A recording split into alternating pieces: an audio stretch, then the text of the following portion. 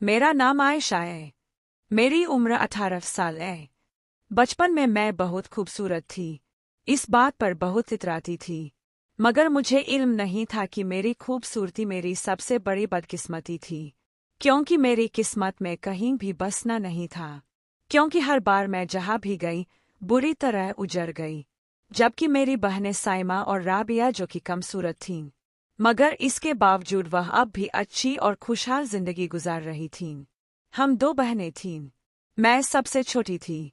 घर में सबकी लाडली थी। मगर मैं बहुत छोटी थी जब नासिर और ज़ैनब हमारे घर आए। अहमद से कहने लगे कि मेरी औलाद कोई नहीं है। तुम अपनी यह छोटी बच्ची मुझे दे दो, मैं इसे पाल लूंगा। अहमद अपनी औलाद किसी दूसरे को नहीं देना चाहते थे और नासिर रोज हमारे घर आते। अहमद के सामने झोली फैलाकर बैठ जाते कि यह बच्ची मुझे दे दो।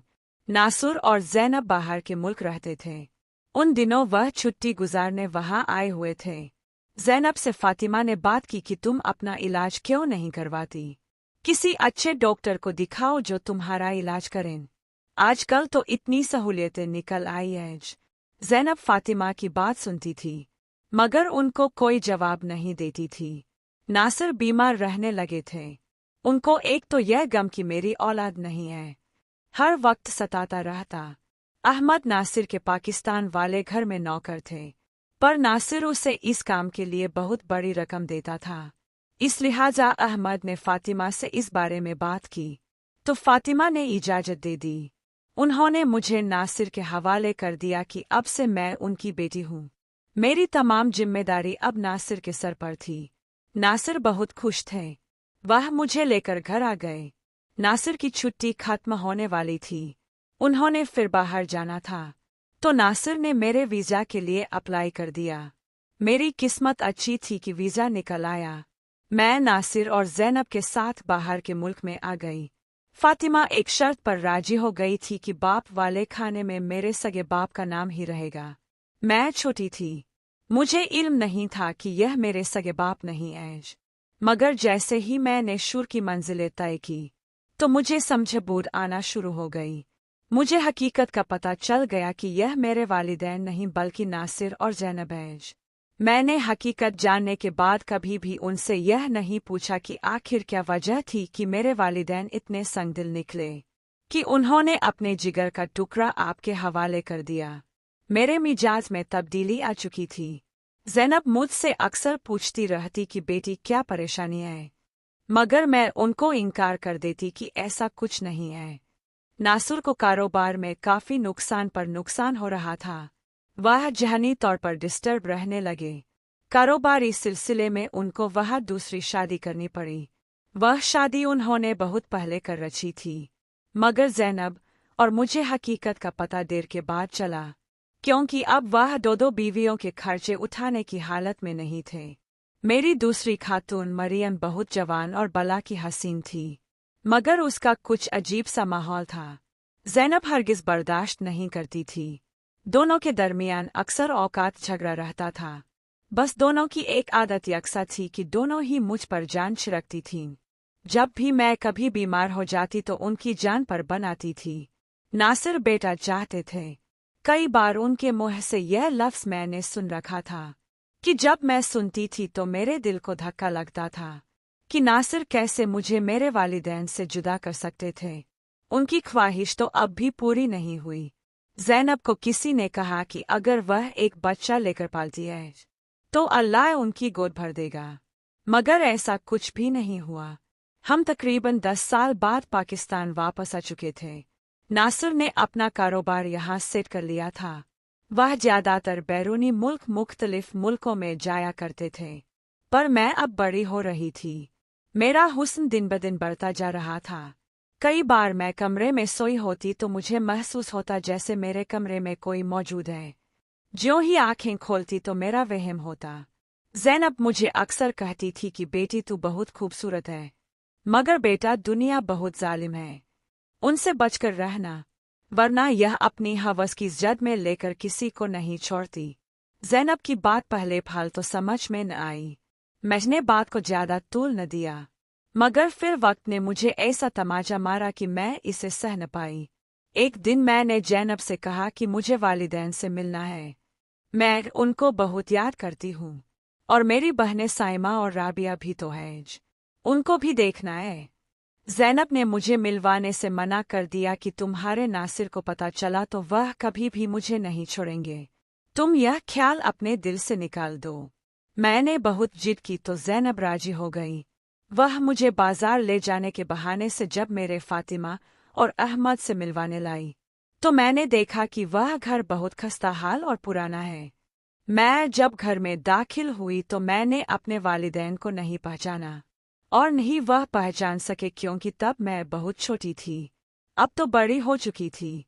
जैनब को देखकर फातिमा सख्त में आ गई और आगे बढ़कर मुझे गले से लगा लिया कि यह तो मेरी बेटी है। मैं यह सब समझ न सकी, मगर फिर जैनब ने मुझे बताया कि यह तुम्हारे फातिमा और अहमद है। मैंने चंद मिनट वहाँ गुजारे और बगैर अपनी बहनों साइमा और राबिया को मिले जैनब मुझे लेकर वापस आ गई। जैनब मुझसे लाख पूछती रही कि बेटी उनको गिफ्ट तो दे दो जो लाई हो, मगर मैंने कुछ भी जवाब न दिया और घर आ गई। मेरे वालिद इतने गरीब थे कि गुर्बत की गहरी छाप उनके चेहरों पर नजर आ रही थी। उस रात तकरीबन सारी रात रोती रही तो सुबह जब उठी तो मेरा जिस्म बुखार से तप रहा था। जैनब मेरे कमरे में आई और कल का वाकया याद करके सवाल करने लगी, जिसे मैंने सुनकर बस इतना कहा था कि मैं जान गई हूं कि मेरे वालिदैन ने गुर्बत के हाथों तंग आकर मुझे आपको पालने के लिए दे दिया। मेरे माँ बाप इतनी गुर्बत की वजह से औलाद का बोझ नहीं उठा पाए कि यह बात मुझे हजम नहीं हो रही थी। वालिद की वजह औलाद बहुत सी चीजों से महरूम रह जाती है, मगर उनको फिर भी लगता है कि हम जो करते हैं वह बिल्कुल दुरुस्त है। जैनब ने मुझे समझाने की बहुत कोशिश की, मगर मैं कुछ भी सुनना नहीं चाहती थी। मेरा बाप मेरा बोझ बर्दाश्त नहीं कर सकता था, इसलिए उसने मुझे किसी के हवाले कर दिया। यह सोचकर ही मेरे दिमाग की नसें फटने लगती थीं। नासुर को नहीं पता था कि मैं अपने वालिदैन से मिलने गई थी। मरियम नासिर के साथ कहीं दूसरे शहर गई थी। आजकल वह दोनों कुछ अजीब रवैया इख्तियार कर चुके थे। उनको गए हुए तीसरा दिन था। मैं और जैनब घर में अकेले थे। जैनब और मैं दोनों एक कमरे में सोते थे। एक रात आधी रात थी कि जैनब को बहुत बुरी खांसी होने लगी तो मैं आवाज सुनकर बहुत डर गई। मैं भागती हुई पानी लेने चली गई। वापस आकर जैनब को पानी पिलाया, मगर उनकी खांसी मजीद बढ़ती जा रही थी। मुझे कुछ समझ नहीं आ रहा था। मैं बहुत डर गई थी। मैंने मोबाइल निकालकर नासिर को कॉल की, मगर किसी ने मेरा फोन नहीं उठाया। मैं बहुत फिक्रमंद थी। जल्दी से ड्राइवर को आवाजें दी कि जैनब को हॉस्पिटल लेकर चलना है। मैं जैनब को जल्दी से लेकर हॉस्पिटल पहुंच गई। जैनब जेरे इलाज थी। नासुर से मेरा कोई राब्ता नहीं था। लाख बार कॉल की मगर कोई फायदा न हुआ। 2 दिन तक जैनब की तबीयत में कोई फर्क नहीं आया। डॉक्टर्स ने बताया कि जैनब को कैंसर था और वह लास्ट स्टेज पर था। जैनब के लिए मैं रो रो कर दुआएं करती रही थी, मगर मेरी कोई दुआ कबूल नहीं हुई थी। जैनब मुझे छोड़कर चली गई थी। मैं उस दिन बहुत रोई थी। जैनब को मैंने हमेशा अपनी माँ समझा था, मगर मेरी माँ मुझे छोड़कर चली गई थी। एक ने तो बचपन में ही छोड़ दिया था। जैनब की मौत को किसी को भी पता नहीं था। सब बेखबर थे, पर मैं ज्यादा बड़ी नहीं हुई थी। मगर कम उम्र में ही जैनब की मौत ने ऐसा झटका दिया कि मैं बड़ी हो गई थी। नासुर को बमुश्किल किसी के जरिए पैगाम भिजवाया और जब उनको पता चला तो वह मरियम को लेकर घर आ गए। मैंने काफी अरसे बाद नासिर को देखा था। जैनब को मरे हुए तकरीबन हफ्ता हो चुका था। सब कुछ मामूल पर आ गया, मगर मेरी दुनिया उजड़ गई थी। जैनब से मुझे माँ से बढ़कर मोहब्बत थी। गो कि मरियम भी मोहब्बत करती थी, मगर वह ज्यादातर नासिर के साथ रहती थी। मैं अपने घर में अकेले रहती थी। सभी कामकाज में मगन हो चुके थे। अक्सर मैं रात को डर जाती थी। मुझे लगता था कि शायद मेरे कमरे में कोई रोज रात को आता है, मगर मैं बेसुध होती थी। मुझे कोई खबर नहीं रहती थी। मुझे महसूस होता जैसे मेरे खाने में कोई चीज मिलाकर मुझे खिलाता है। जिस वजह से मैं बेहोश हो जाती थी। एक दिन मैंने वह खाना नहीं खाया, बल्कि उसे दूसरे खाने से बदल दिया। उस रात मेरी आंख नहीं लगी, मैं जागती रही। आधी रात गुजरी तो नासिर मेरे कमरे में आ गए। उनको देखकर मैं डर गई, मगर तस से मस न हुई ताकि किसी को शक न हो। मैंने वह खाना नहीं खाया। नासिर जब आए तो उनके पीछे ही मरियम थी, तो वह मेरे मुतल्लिक कुछ बात कर रहे थे, मगर मुझे कुछ समझ नहीं आ रही थी। पर मैंने बहुत सुनने की कोशिश की, मगर समझ ही नहीं आ रही थी। इसके बाद मरियम ने मेरी अलमारी से कुछ निकाला और नासिर को दिखाया, और फिर वह दोनों कमरे से चले गए। मेरा ध्यान इस बात पर अटक गया कि क्या सीन है। मैंने उठकर अलमारी देखी तो मुझे अपने कागजात नहीं मिले। मैं बहुत फिक्रमंद थी। इसके बाद मुझे नींद आना तो मुश्किल था, और सारी रात कशमकश में गुजर गई। तो सुबह जब मेरी आंख खुली तो मरियम मुझे खाना खिलाने आई। मैं यह सोच चुकी थी कि अब कुछ भी हो जाए मैं खाना नहीं खाऊंगी, मगर मरियम ने मुझे जबरदस्ती चंद लुक में खिला दिए। मैंने फौरन उल्टी के जरिए खाया हुआ खाना निकाल दिया कि मुझ पर दवा का असर न हो। मरियम उस दिन मेरे कमरे में 2-4 बार आई थी। मैंने उनको चक्कर पर चक्कर लगाते जब देखा तो पूछ बैठी कि कोई काम है या परेशानी है तो मुझे बता दें। तो मरियम कहने लगी, बेटी, मैं बाज हूँ, मेरी कोई औलाद नहीं है। मैं चाहती हूँ कि तेरी शादी करके इस घर को वारिस दिला सकूं। मुझे मरियम की बात समझ नहीं आई। तो मरियम कहने लगी, अगर तू अपने नासिर से शादी कर ले तो इस घर को तेरे जरिए वारिस मिल जाएगा। अब देखो ना, नासिर की कितनी जायदाद है, इस सब को कौन संभालेगा। मगर तुम तो नासिर की ख्वाहिश की लाज रख सकती हो, क्योंकि नासिर तेरे बेटा चाहते हैं। मुझे यह सब बातें समझ में नहीं आईं, बल्कि मैंने मरियम से सवाल कर दिया कि यह कैसे मुमकिन है। यह गलत है मरियम, क्योंकि नासिर मेरे बाप जैसे हैं। उन्होंने मुझे अपनी बेटी बनाया है, इसलिए मेरे नासिर के साथ निकाह करना जायज नहीं है। आप गुनाह कर रही हैं। मगर मरियम ने मुझे इतना समझाया कि मेरे दिमाग की परतें बंद होना शुरू हो गईं। इसके साथ ही मरियम ने मुझे दवा खिला दी, जिससे मैं फौरन नींद की वादियों में चली गई। मुझे महसूस होता था जैसे वह दवाई कोई आम दवाई नहीं बल्कि एक नशावर दवाई है। मरियम रोज मुझसे इस बात का इसरार करती कि मैं उनकी बात मान लूं, मगर मैं जिद पर थी। उन दिनों नासिर घर पर मौजूद नहीं थे, वह कहीं दूसरे शहर गए हुए थे। मुझे अपनी माँ जैसी जैनब बहुत याद आती थी, क्योंकि वह कभी भी इस तरह नहीं कर सकती थी। उनको मेरी खुशी अजीज थी, चाहे कुछ भी हो जाता। मैंने तंग आकर नासिर से शादी की हामी भर ली। यह सब मैं मरियम को राजी करने के लिए कर रही थी, क्योंकि वह मुझसे नाराज हो चुकी थी। उस दुनिया में मेरा कौन था जो मुझे सहारा देता। तभी मैं यह बात मान चुकी थी, और शादी के लिए रजामंदी सुनकर मरियम बहुत खुश हुई। वो मुझे 2 दिन बाद दूसरे शहर ले आई, ताकि यहाँ मेरा निकाह नासिर के साथ आसानी से कर सके। नासिर को भी पता चल चुका था। मुझे यह सब गलत लग रहा था, मगर मैं कुछ भी सोचने समझने की हालत में नहीं थी। नासिर से मैंने इस बारे में कोई बात नहीं की थी, क्योंकि इतने अरसे का वहम अब यकीन में बदल चुका था, और नासिर ही मेरे कमरे में आते थे, और अक्सर औकात कई कई घंटों मेरे कमरे में गुजारते थे। मरियम ने दूसरे शहर ले जाकर मेरा निकाह नासिर से करवा दिया। इसके बाद मरियम ने ड्राइवर से कहा कि वह मुझे इस एड्रेस पर छोड़ आए। खुद वह घर वापस आ गई। मैंने मरियम से बहुत कहा कि खुदा के लिए मुझे आज अकेला न छोड़े, मगर वह राजी नहीं हुई, क्योंकि अब मैं किसी की बीवी थी। मेरी उम्र इस वक्त 18 साल थी। जवानी की दहलीज पर कदम रख चुकी थी। मेरी खूबसूरती हर मर्द की आंख में शीशे की तरह चुभती थी।